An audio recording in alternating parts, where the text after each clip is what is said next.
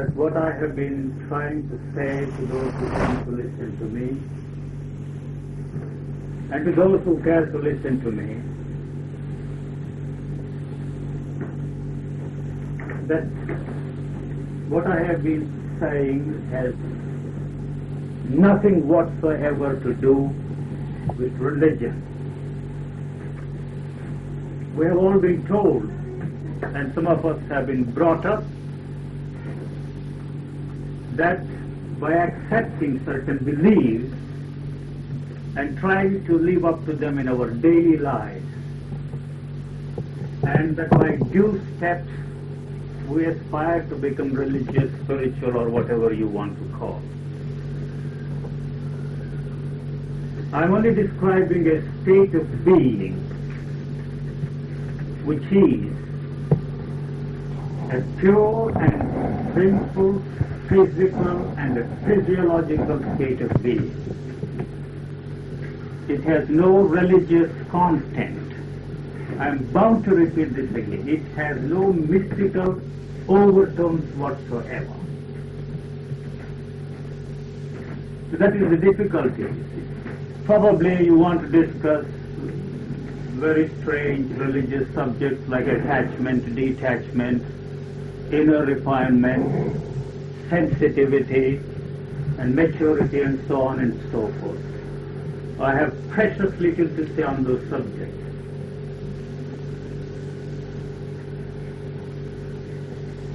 You can practice attachment or detachment for the rest of your life, but you will never be free from either attachment or detachment. You will always be caught up in the two.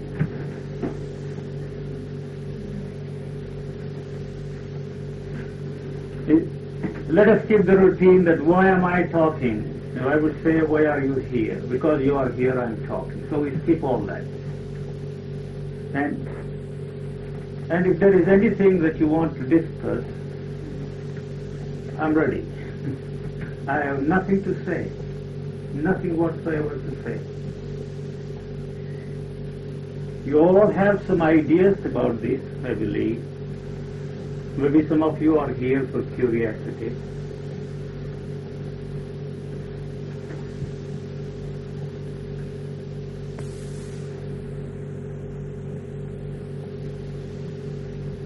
You talk about being selfish.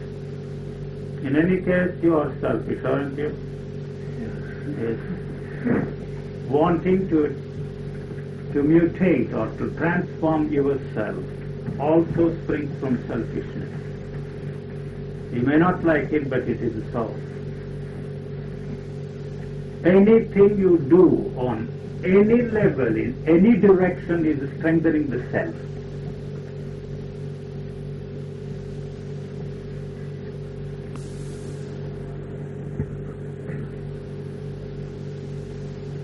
Do you know the Priku Sandhus of India? I don't know anybody in India. Is he a religious man? The palm leaf oracle from Madras and so on. No. No.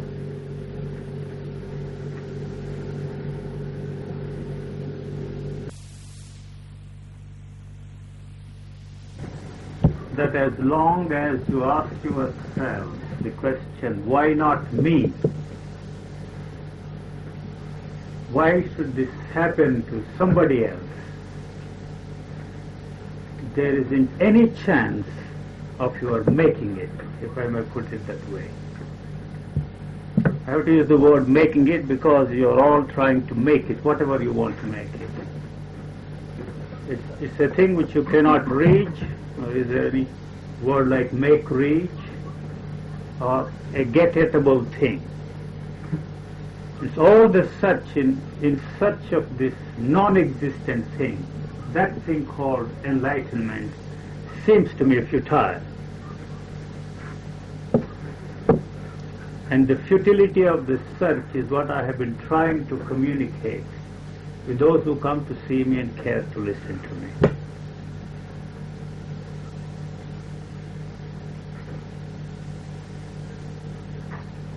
I have also explained that the so-called enlightenment, self-realization, God-realization, or what you will, is a pure and simple physical and a physiological state of being. It is just the pulse, the beat and throb of life.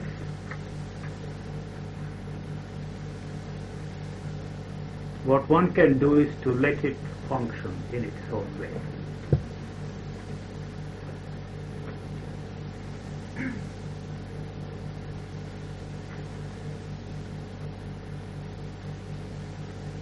But the practice of virtues is not the foundation for it at all.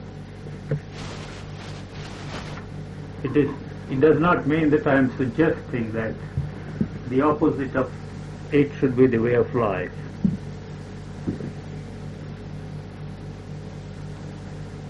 There is nothing to do. You're all the time interested in doing something. That's the one thing where you don't have to do a thing. If you can be that, just that, you are in that state. It is not my state or somebody else's state. That's your state. That is your natural state. That's the way you're all functioning. What prevents that to give expression to it is this movement of thought. You are all thinking about it. That's a thing which you can never capture in terms of thinking. You cannot think about it. You cannot want it in terms of thinking.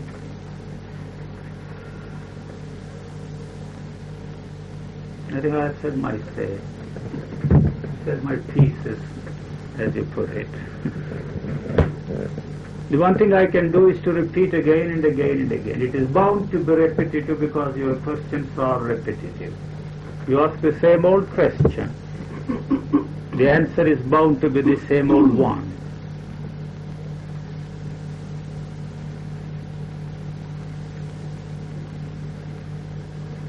This is a question. That springs from thought naturally, from observation.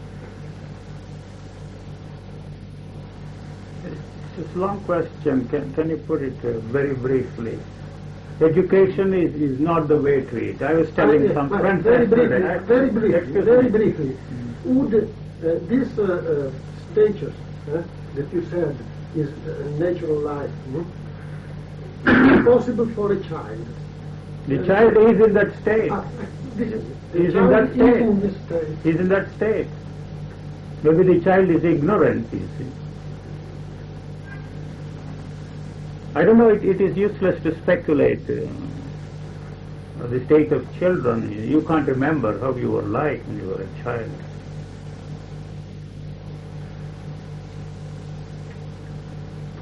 You cannot educate people in any particular way. I was telling some friends yesterday. I went to the very ordinary school. I went to the colleges run by Catholic missionaries. Am I any the worse for it? I didn't go to any school where, you see, they tried to create an atmosphere of freedom and all that bunk. I went to very ordinary schools. I questioned this. What's the difference between Lord Krishna, the Hindus talk about, and this Jesus Christ that these people are trying to drill into my ears day in and day out? There seems to be no difference. I believe in Krishna, they believe in Jesus, somebody else believes in Buddha. So that helped me to understand the absurdity of the whole business. I'm not any the worse for it, am I? I'm sorry. I think what he is saying, maybe I misunderstood it. Is it inevitable that human beings catch themselves, that they're traps set to catch themselves in this ego illusion? Or is it possible for them to be born and avoid all of that misery and so on and so forth, all that illusory snafu? Is that what you mean? Only you emphasized education. Yes. No, I said it was enough the answer that the child is living this natural life. You know? But if it is so, we can say that if a child is with a called perfect person, he will become a grown-up in that peculiar state without losing it. You see, In the case, if Well, a child that's the is same living, question. Is it inevitable that it be lost? this is inevitable. no, However, the perfect individual or the perfect human being is a myth created by the mind. See, each child is individually unique. The child, for its or her or his own reasons, whatever is the correct word, wants to fit into this framework created by you and me. So this is the problem. You exploit the child, and child allows itself to be exploited by the society. So it is a vicious circle. And we are superimposing on the child the idea of a perfect human being. That's the problem of the religious people. They are telling you there is no such thing as a perfect human being at all. But if the child did have none of this superimposed on it, would it grow up in its natural state without having sort of a paradise lost period?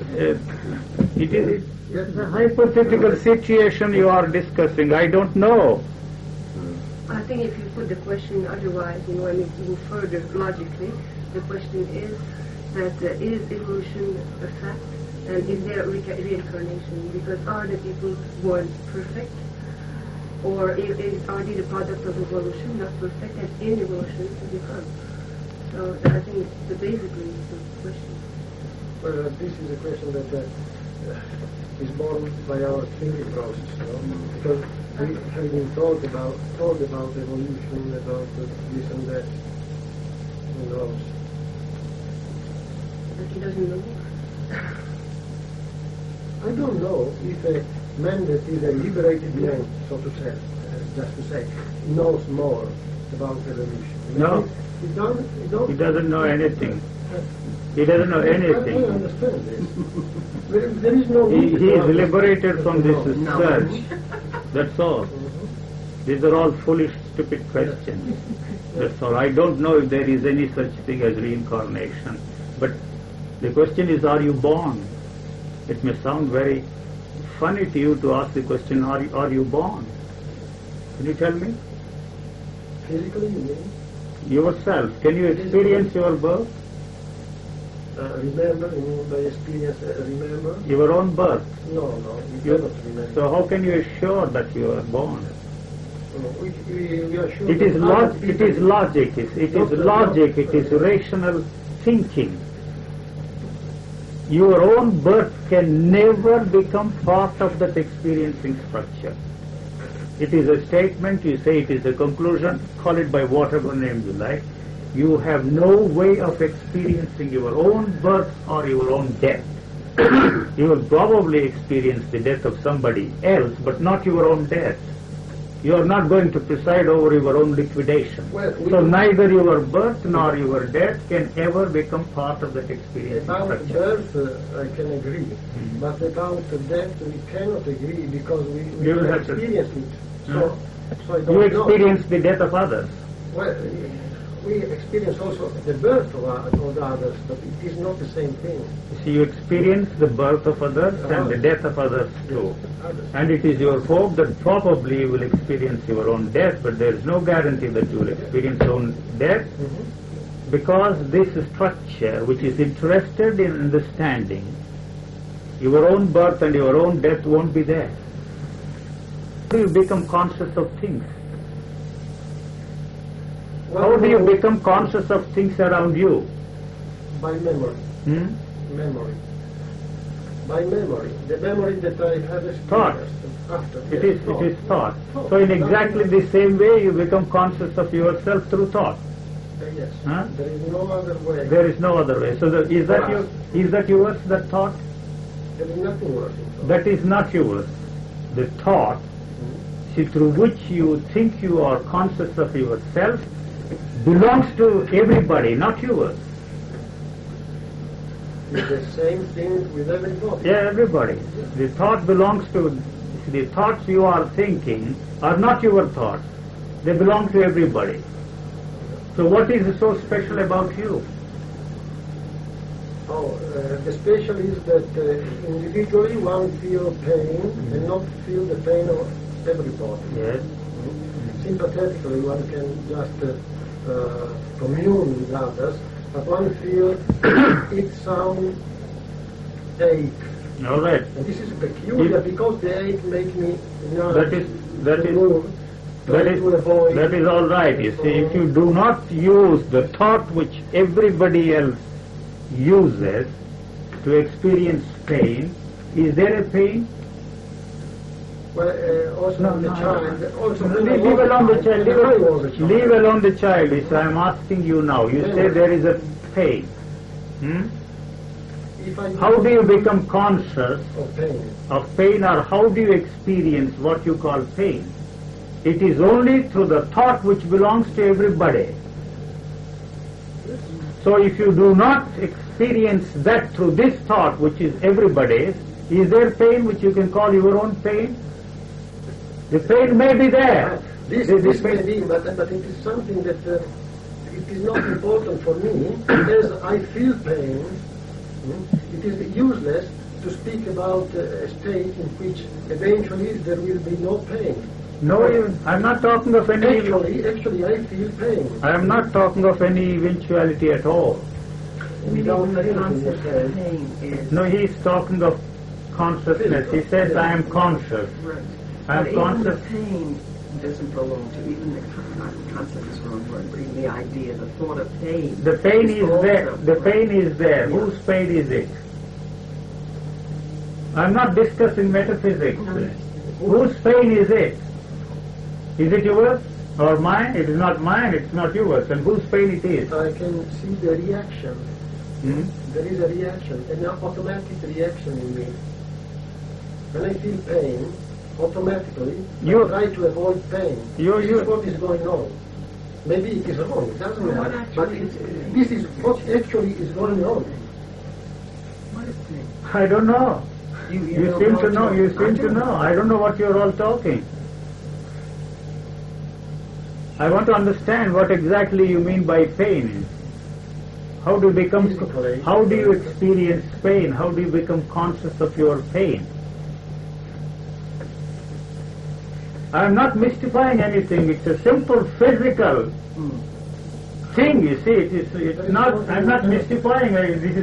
Don't introduce the psychological and physiological. There is only one pain. We cannot know how we feel pain. We just feel pain.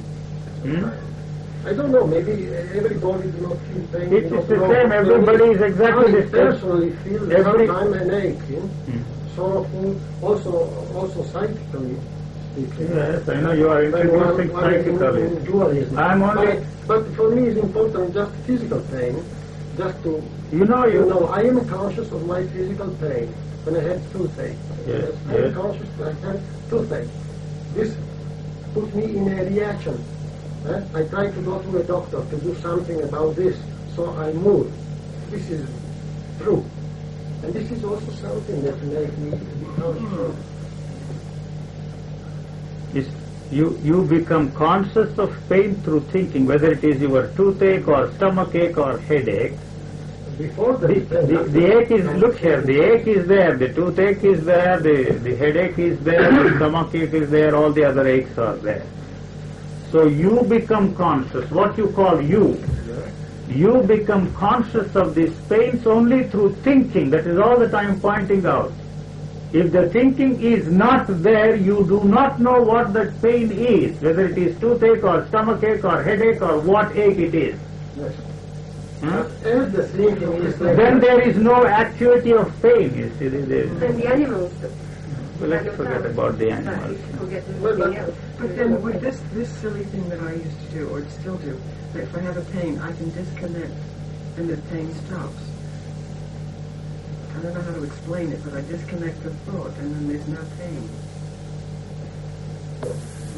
What? The word much more means that there is a less more ache. Yes. Is continuing. Yes. So you cannot, look here, you cannot separate yourself from pain, and you are separating yourself from the pain all the time. And what separates you from the pain? It is the thought. It is the thought that separates you from the pain.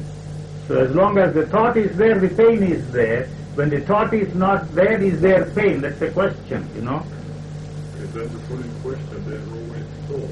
Now, so how does thought come to an end? So you cannot understand. Well, I cannot understand. You cannot understand. That's all that I am trying to point out. Okay, so when I understand... Don't say that that's all, that is the end. That enlightened person would never say to himself or to anybody that I am an enlightened man. Now you see, I have set myself into business and I am going to liberate you all. You know? That's a lot of nonsense. There's a lot of people in that business. Goodness gracious, there are so many. You become party to that. Without you, there is no business, you know.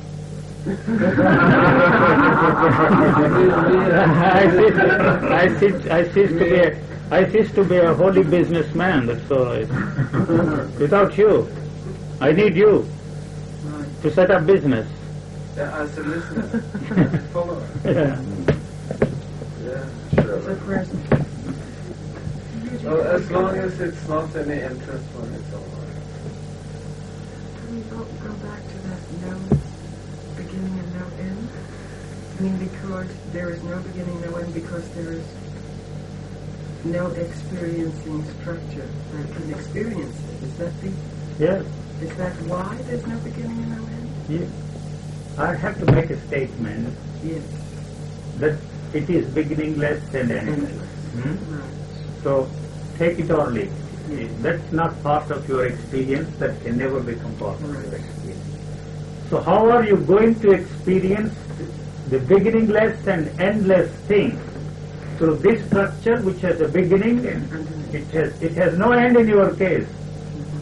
You see, you come into existence when the thought is born. Otherwise you are not there. So you are giving continuity to the thought. Otherwise the thought should go. If it is in flashes, if it is coming in impulses, the thought. You give continuity. As long as you feel the pain all the time, separate yourself from the pain, there is a continuity of thought. So if not that, you move on to somebody else, something else, you understand, another kind of a thing. Through that you are giving continuity. Whereas it has no continuity. Then the question is not there, but how am I going to experience a thing that has no beginning and that has no end?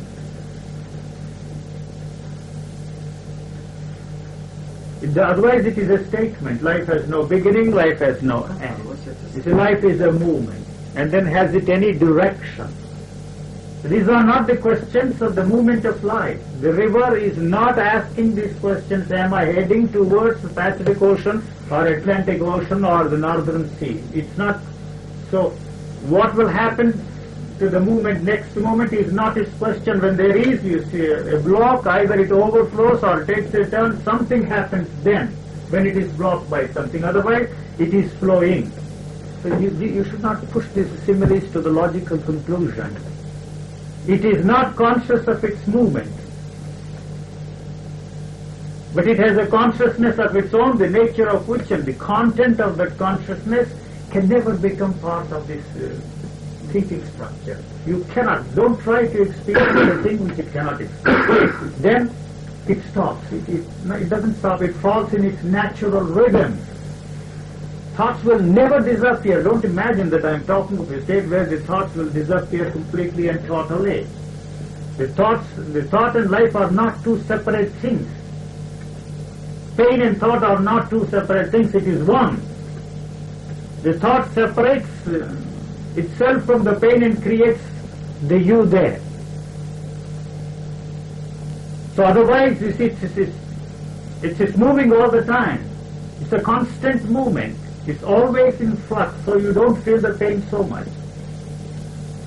If I say so much, it's not a question of more and less. The pain for practical purposes, for all purposes, is not a pain at all in the sense in which you feel it. Suppose I have a problem that the bells of the church are ringing, but I cannot hear them because I am busy with thought goes through my mind. You are preoccupied. Right. Or or you are trying to become one with that. You create an intense feeling of listening to the bells. Well, I perceive that there's that flow of thought all the time, Yes. which makes the screen between me Between the ringing of the bell and the ringing the bell and what you call you. and what I call me. Yes. I feel puzzled about that. One asking a question that is, what am I to do about it? Am I supposed to do anything about it? Yeah. So if I tell you there is nothing to do there, and if somebody else says that there is something that you can do about it, where are you? I say there isn't anything that you can do about it.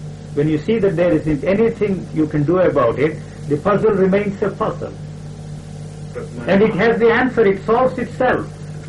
You see, you must leave it as a puzzle. When did you say there's an answer only if you look? No, leave the puzzle as a puzzle, and then the puzzle solves itself. You don't have to do a thing. And how it solves itself, you can never capture that.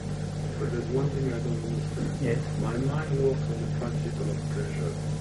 My mind always looks for Yes. pleasure. Yes, all right. What is wrong with it? Nothing. You do accept that? Yeah, I do accept You that. do accept that?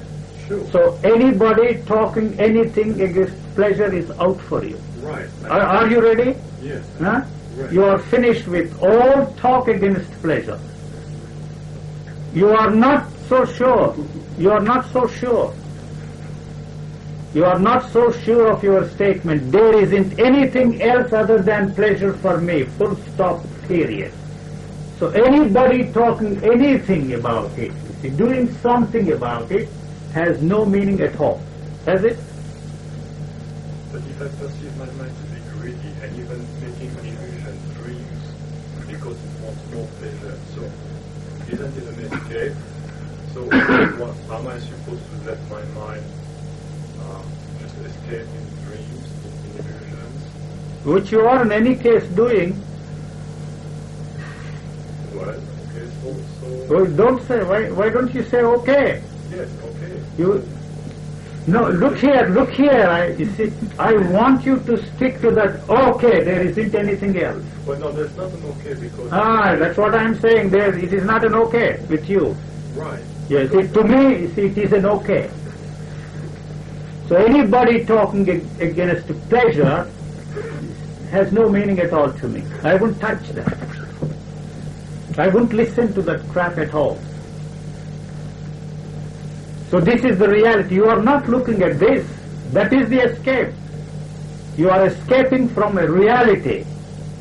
The everyday reality, everyday thinking. This is a fact. And all that talk is I'm nothing wrong against wanting to pleasure. do something about this pleasure has no meaning at all. Okay, I have nothing wrong against pleasure, but against the fact that my mind escaped in illusion of dreams when How is mind different from pleasure? I am always with thoughts. Yes, all right, you accept that. What do I do with what you said about the fact You, that you can't do anything. You can't do what anything. you're saying is not relevant to me? That is exactly what I am saying. It is not relevant to you at all. You cannot apply this. You cannot relate this to the way you are thinking and the way you are functioning. You and I can sit here for the next 40 years and you will carry on this dialogue, a meaningless dialogue, and it will remain a meaningless dialogue. So you have to come to a point where I don't understand a thing about what this chap is saying. You can walk out, it is just fine with me. See, so what is the point? You don't seem to realize that you cannot relate this Okay, to the way you are functioning and the way you are thinking. So you have to accept the reality of that. That is the escape. That you can do something about it is the escape.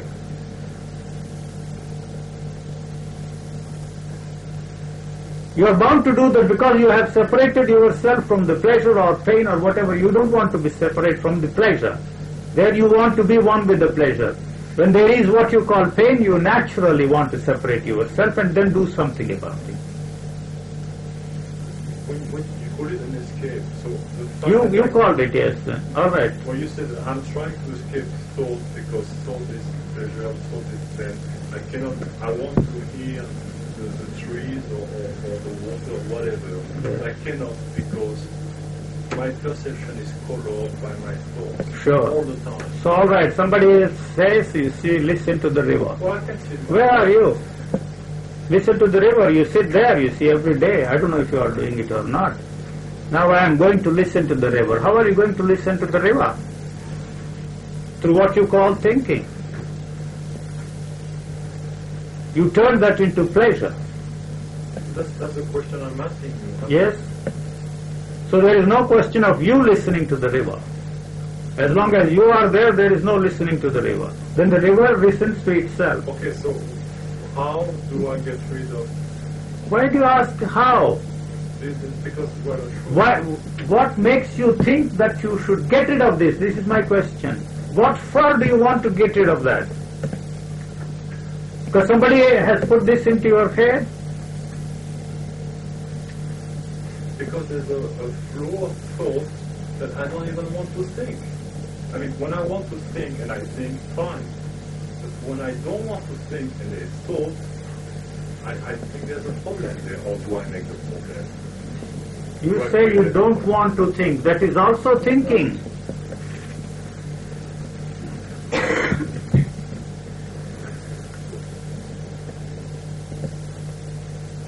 You look at that thought and tell me about all the thought you are talking about. It's a simple question.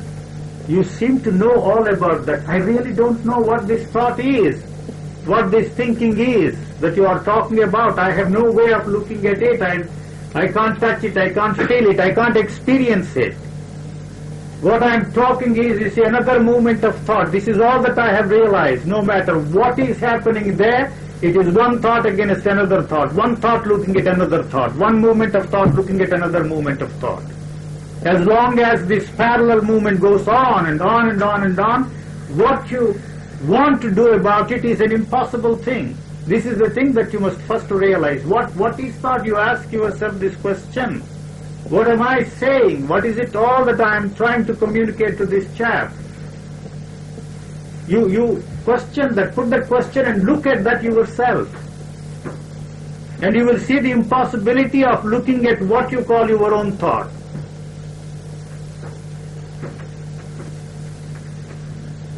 Leave alone what to do about it, you see, whether to control or you see, change it into something else, or first look at that. If you can. I say you can't look at it.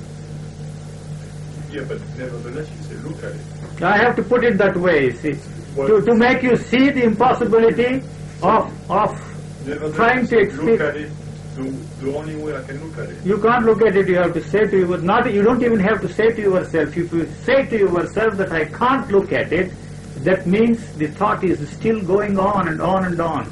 You can't say to yourself even, I don't seem to be able to look at it. That is also a thought. Through that you see the tricky thing is gathering momentum. I don't know if you say to yourself, I put it that way, I don't know. In order to give a feel about it, so that you may get the hang of what I am trying to point out.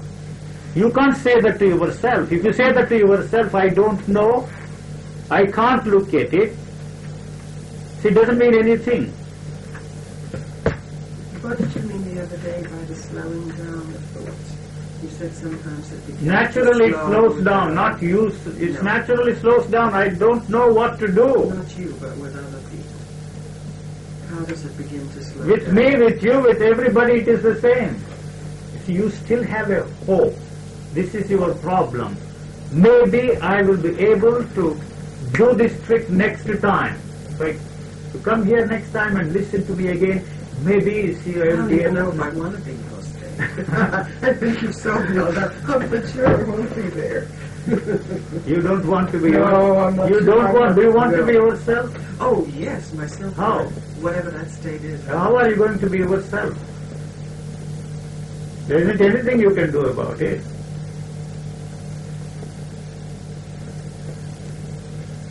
Maybe we don't have to Yes, yes. You are doing all the time. Listening to the talks, listening to the discussions, reading books, you know. You don't seem to realize the implications of your statement. I don't have to do anything about it. Anything that I do is taking me away, you see, from my natural state. That's all. Any movement in any direction, on any level, is taking me away from myself. Even if it is so, life carries on. In any case, it is going on, isn't it? Your thinking seems to have no relationship whatsoever with the way you are acting. That is totally unrelated. What I am saying, if you memorize and repeat it, it has no meaning. That's the way we have memorized all the religious jargon. So really, there's nothing we have to worry about. The answer, the question you answered. No? There are no questions anymore. Because either we are going to carry on or not. In any case, you are carrying on. Why do you doubt that? The life is going on in its own way, and you want to know if there is any meaning or not.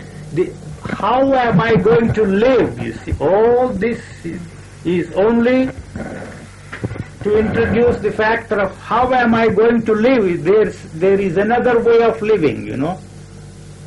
Spiritual life is far superior to the life of materialism. It is all one. You divide life into spiritual and material life. That is the beginning of our misery. Whoever started this misery is not the problem. So there is another way of living. There must be some other way of living. So that creates the problem. So I go here, there and everywhere, listen to this chap, that chap and another chap there. So what do I do about what the chap is saying? I begin to think. What do I want to think about it? What for do I want to think? To change this, you see, to do something about a thing which is running its own course, moving in its own way. Only when you want to cultivate some land, enrich and grow some food, you will use that water. You will put dams, you have the bunds everywhere to prevent the overflowing of the river. You are afraid. You want to do something. So everything that you see around is the product of thought. Everything you touch, everything you see, and yourself, what you call yourself, is born out of thought. This is the difficulty. So you want to control it, you want to shape it, you want to do something about it and get something out of it. What for? You want to apply it, you see, to change. To do something about it. You see, the way this is functioning, the way the things are going on. Is it a difficulty? I mean, what we are doing, is it a difficulty? It's a meaningless thing, that's all that I'm saying. What you are doing is a meaningless thing. I don't know. You are not so sure. Say that. Huh? What about meditation? I mean, this methods of meditation, Zen meditation, or something, or other kinds now, of meditation. wouldn't you say that we are doing like a child is doing, and you can't say a child is doing some meaningless? Why do you always bring child? Or every other. You are a child even now, I tell you. You are a child. This is not a discouraging statement, now, please. what we are doing... Look here, what you are doing there inside of you is what the child is doing, repeating. All the time, what you have been taught, what you have been told, it's the same thing. Every time you look at it, you say to yourself, it's a table. Or when there is a feeling, this is me, this is I. You see, I am feeling pain, I am feeling pleasure, I am happy, I am unhappy. You are repeating, you see, this is the same thing like a child. Supposing I can feel That's nothing wrong. That is the senility. Not the old age, not when the brain cells become weak, but when you are healthy and strong, when the brain is functioning normally, you are repeating this. This is wearing you out. This is senility. Senility, or I don't know how you pronounce that word. Repetitive thing. You are repeating all the time a thing which has no relationship whatsoever with the way you are functioning. But this senility is a part of this movement. Do you mean that the way we're functioning is the natural state, in spite of the fact that we don't know it? You are wearing it out all the time. But that is the You are natural destroying. You are destroying the full potential. The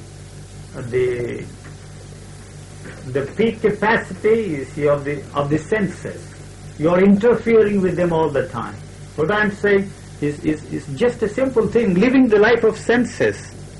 I am not suggesting sensuality. That's not what I mean. Just to let the senses operate in their own way at their peak capacity.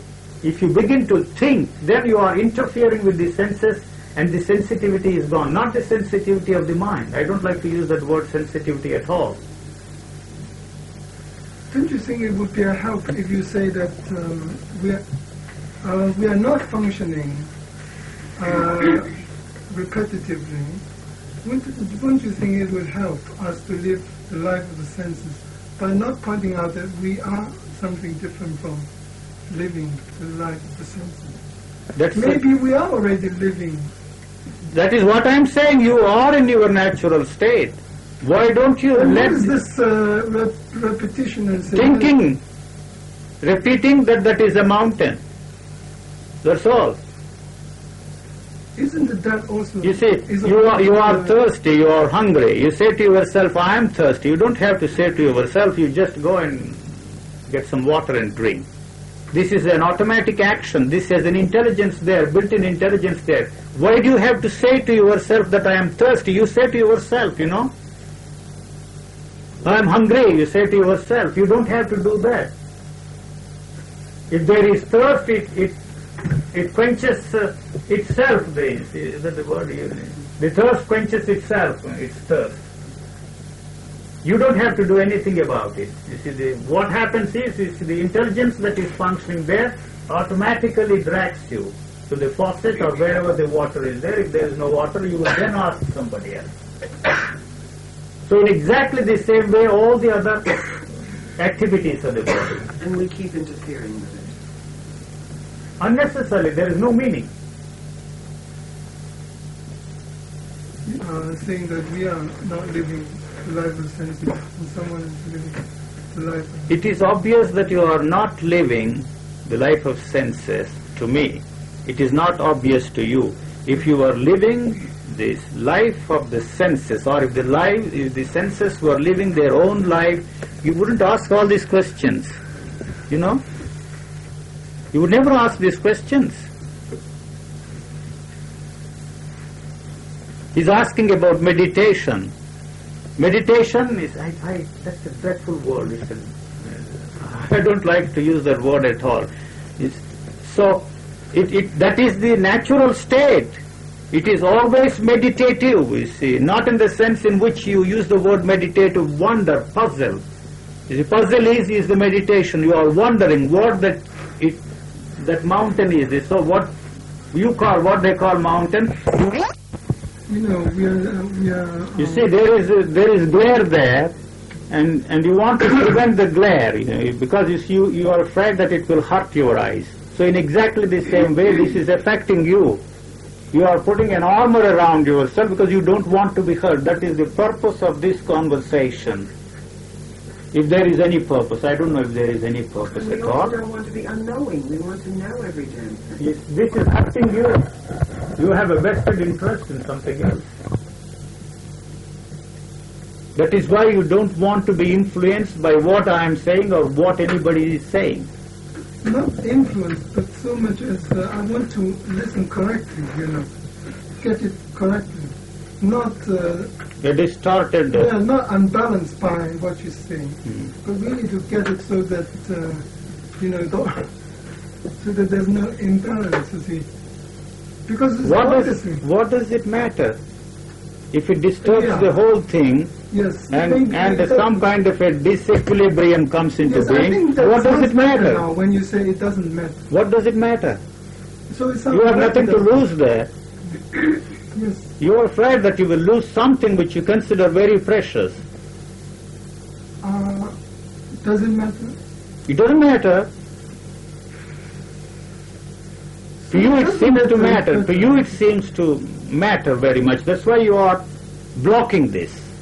You are ducking.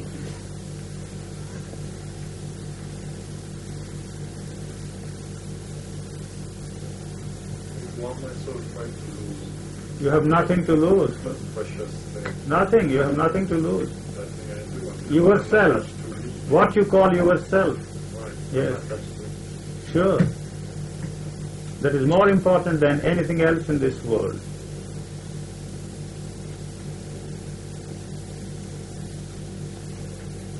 The most important thing for you is to realize that you are doing all the time. Because I still believe that I can help to stop that happening. Natural, that is natural. Why don't you accept that natural thing?